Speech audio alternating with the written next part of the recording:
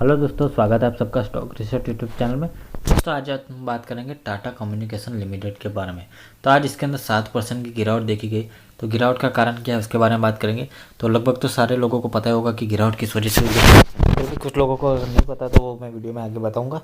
तो आज इसकी क्लोजिंग प्राइस हुई 1053 के ऊपर। ओके, तो आगे इसके अंदर और भी गिरावट होगी या फिर कहाँ तक गिरावट होगी, किस लेवल पे आपको इन्वेस्टमेंट करना चाहिए, फंडामेंटल्स कैसे लॉन्ग टर्म में कैसे रिटर्न देंगे, सारे सवालों के जवाब आपको इस वीडियो में मिलेंगे।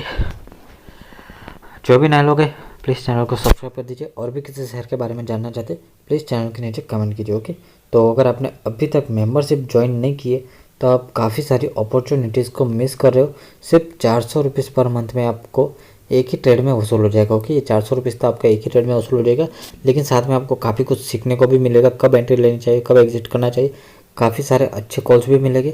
और साथ ही अगर टेलीग्राम चैनल ज्वाइन नहीं किया तो टेलीग्राम तो एकदम फ्री है। ओके, टेलीग्राम का लिंक डिस्क्रिप्शन में होगा, प्लीज़ उसको ज्वाइन कर लीजिए। लेटेस्ट अपडेट आपको सबसे पहले टेलीग्राम में मिल जाएंगे, और वहाँ पे भी मैं फ्री कॉल्स अपडेट देता रहता हूँ। ओके, तो वहाँ पे तो फ्री कॉल्स मिलेंगे, और एक बार आप फ्री एक्सपीरियंस ले लीजिए, उसके बाद चाहो तो मेंबरशिप भी ज्वाइन कर लेना। ओके, तो दोस्तों बात करते हैं आगे टाटा कम्युनिकेशन लिमिटेड के बारे में।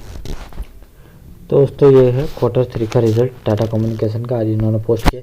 ये दिसंबर 2019 और दिसंबर 2020 नेट सेल्स देखे तो पिछले साल 4228 करोड़ थी, जो कि कम होकर 4222 करोड़ हो गए। एक माइनर से गिरावट हुई -0.14% की। ओके, तो ना के बराबर गिरावट आप कह सकते हो।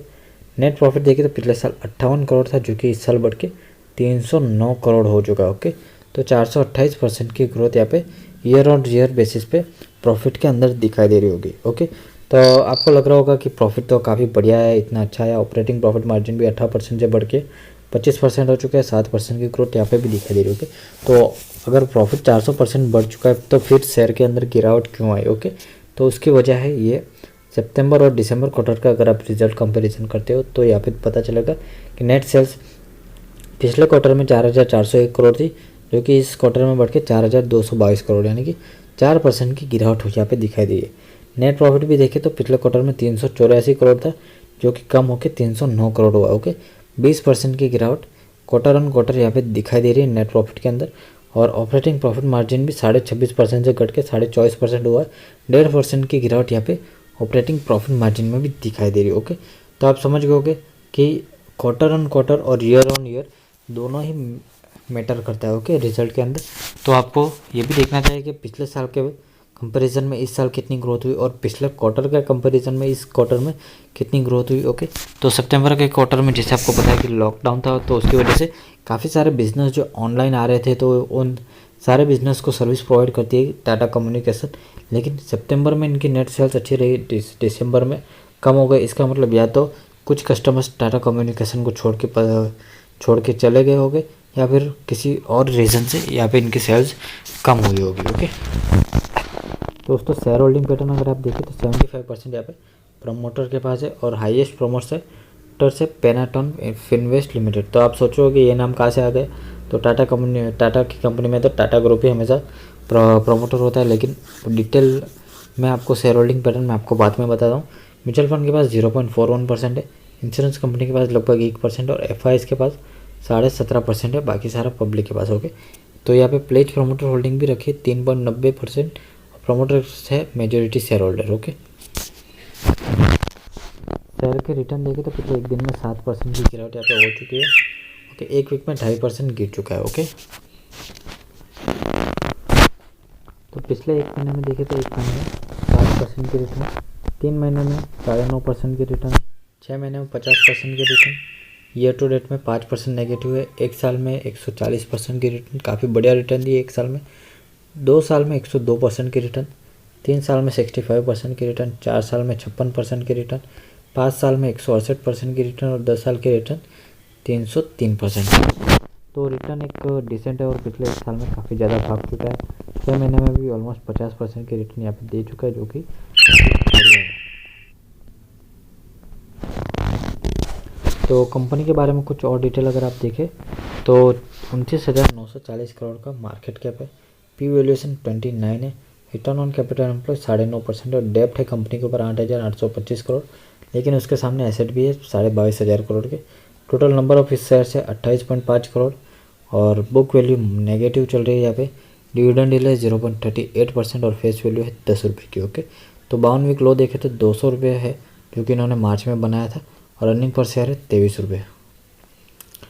तो अगर क्वार्टरली रिजल्ट अगर आप पिछले 3 सालों में देखें तो मार्च 2018 से दिसंबर 2020 में कुछ खास ग्रोथ यहाँ पे दिखाई नहीं दे रही। ओके, नेट सेल्स यहाँ पे देखें तो ऑलमोस्ट 4000 करोड़ के आसपास ही दिखाई दे रही है। ओके, ना ही 4000 से नीचे जा रही है, सिर्फ 1 जून 2018 में 4000 से थोड़ा नीचे गए, और ना ही 4500 से ऊपर जा रही है। ओके, तो हाईएस्ट जो सेल्स यहाँ पे मुझे दिखाई दे रही वो है 4403 करोड़। ओके, तो बस एक रेंज के अंदर ही इनकी सेल्स जो है ऊपर नीचे हो रही, इससे ऊपर जा ही नहीं पा रही। ओके, 4400 के ऊपर इनकी ग्रोथ हो ही नहीं रही। और नेट प्रॉफिट भी देखे तो यहाँ पे लॉस दिखाई दे रहा है 121 करोड़ का, फिर प्रॉफिट, फिर लॉस यहाँ पे 200 करोड़ का दिखाई दे रहा है। और अभी इनको पिछले 3 क्वार्टर से लगातार प्रॉफिट हो रहा है, जो भी सितंबर में 384 करोड़ था और दिसंबर में कम होकर 309 करोड़ हो चुका है। यानी कि ग्रोथ जो है एक सस्टेनेबल ग्रोथ यहाँ पे दिखाई नहीं दे रही है। ओके, और अगर पिछले कुछ सालों में देखें तो कंपनी की ग्रोथ तो हो रही है, यहाँ पे 10,000 करोड़ से कंपनी की ग्रोथ 17,000 करोड़ तो हुई है, लेकिन पिछले 10 सालों में ये ग्रोथ जो है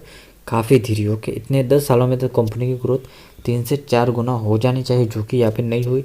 और यहाँ पे देखें तो कंपनी 1 साल प्रॉफिट कर रही है, फिर 2-3 साल लॉस, फिर 2-3 साल प्रॉफिट कर रही है, और यहाँ पे फिर से 329 करोड़ का लॉस, यहाँ पे फिर से लॉस, यहाँ पे फिर से लॉस। ओके, 2020 में भी कंपनी को जो नेट लॉस ही दिखाई दे रहा है। ओके, तो अब आते हैं डिटेल शेयर होल्डिंग पैटर्न के बारे में। ओके, तो यहाँ पे प्रोमोटर के पास 75% है, इसमें से ये पेनोवेस्ट फाइनवेस्ट लिमिटेड के पास है 34.80%, प्रेसिडेंट ऑफ इंडिया के पास यानी कि गवर्नमेंट के पास है 26.12% एंड टाटा सन्स के पास है यहाँ पे 14%। ओके, तो ये गवर्नमेंट के पास 26% है।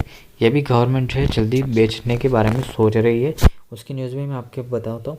और जैसे राकेश झुनझुनवाला जी ने यहाँ पे माल खरीदा है दिसंबर के क्वार्टर में 1.12% स्टेक, उसके बारे में भी आप सबको पता ही होगा। ओके, और यहाँ पे टाटा पावर कंपनी लिमिटेड के पास पहले 4% था, जो कि अब सिर्फ और सिर्फ 0 हो गया। ओके, तो शेयर होल्डिंग पैटर्न प्रोमोटर्स में कुछ खास चेंजेस नहीं दिखा दे रहे, एफआईज और डीआईज ऊपर नीचे होते रहते।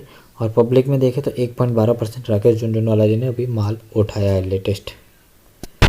तो आज जो गिरावट दिखाई थी उसमें ये भी एक रीज़न था कि गवर्नमेंट जो है अपना 26% स्टेक जो है ओएफएस के जरिए यहाँ पे बेचना चाहती है। ओके, तो गवर्नमेंट ऑफ इंडिया जो है इसके अंदर एक स्ट्रेटेजिक पार्टनर के रूप में थी, जो कि अब पार्टनरशिप एंड कर सकती है, या फिर 26% इनको बेचना ही है, क्योंकि गवर्नमेंट जो है कहीं ना कहीं से पैसे रेज करने के अंदर लगे ही हुए। तो यहाँ पे 26% का अगर ओएफएस आता है तो ये ऑफिस बड़ा भी हो सकता है, और कितने डिस्काउंट पे आएगा ये हम बाद में बताएंगे। मिनिमम 10 से 15% का डिस्काउंट तो यहाँ पे ओएफएस में होता ही है। तो अभी करंट मार्केट प्राइस है 1000 रुपीज़ के आसपास, और यहाँ से अगर 15% के डिस्काउंट पे ओएफएस आता है तो यहाँ पे 850 रुपीज़ तक ये शेयर प्राइस आ सकता है। ओके, तो यहाँ तक अगर शेयर प्राइस आता है 850 तक, तो मेरे हिसाब से एक अच्छी बाइंग हो सकती है।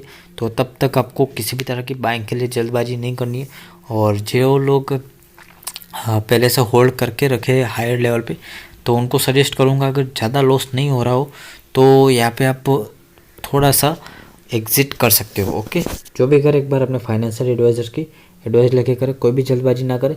अगर लॉन्ग टर्म के लिए ले रखा है तो बिल्कुल होल्ड करके रखिए, कोई भी घबराने की ज़रूरत नहीं, लॉन्ग टर्म में आपको पैसा बना के देगा। ओके, राकेश झुनझुनवाला जी ने खरीदा है तो फिर आप भी 5 साल के लिए तो वेट कर ही सकते हो। ओके, तो गवर्नमेंट यहाँ पे 26% ओएफएस के जरिए बेचेगी, तो वहाँ पे शेयर 850 तक आ सकता है और वहाँ पे एक अच्छी बाइंग हो सकती है। ओके, तो एक ही साथ में 100-200 शेयर नहीं खरीदना, थोड़ा थोड़ा करके खरीदना है। 850 पे खरीदेंगे और भी नीचे आता है तो 800 पे और खरीद लेंगे। एक ही बार में एक ही बात साथ में सब कुछ नहीं खरीदना। तो दोस्तों वीडियो पसंद आए लाइक कर दीजिए, चैनल पर पहली बार आए प्लीज़ सब्सक्राइब कर दीजिए।